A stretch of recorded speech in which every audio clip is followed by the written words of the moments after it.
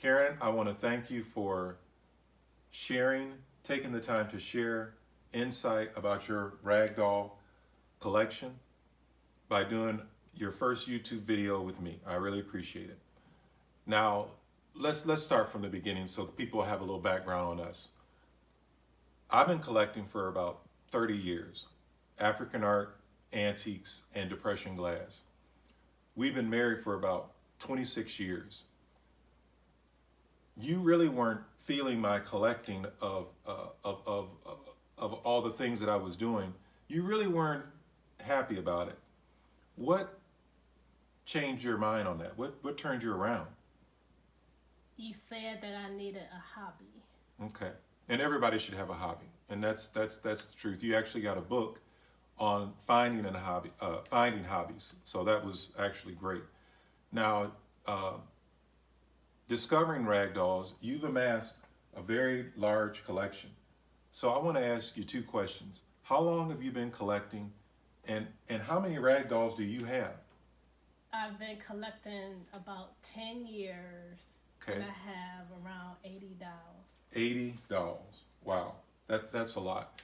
Now, you not only have a collection of dolls, I think what's cool about your dolls, you have them resting on twig furniture. Could you show me some of the twig furniture?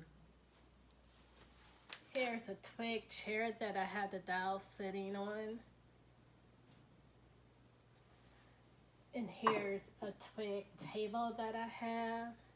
And just to think about the amount of time that it takes for someone to make something like this, and I just love the way that they look.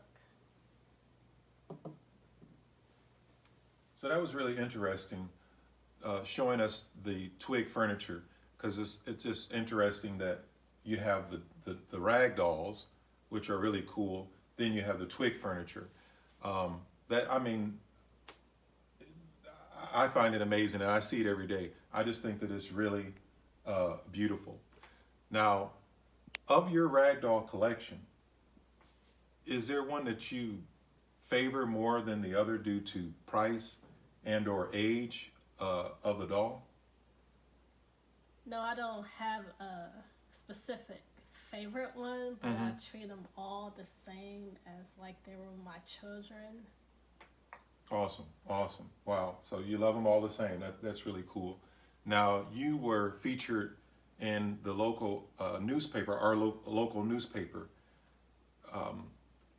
They came to the house, interviewed me, showing my African art, the some of my antiques, and my depression glass, and then they interviewed you with your dolls. Was that an interesting experience? Did you like that?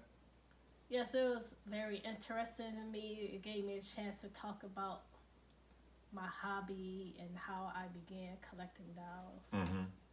Wow. Yep. Yep. Now, what you and I have in common, African art. A lot of people, they just don't get it. Some do, but a lot don't.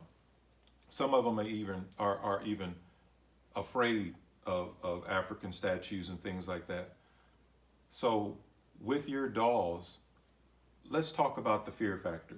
Let's talk about, there is a movie out there, and they show dolls like this, and so a lot of people have fear.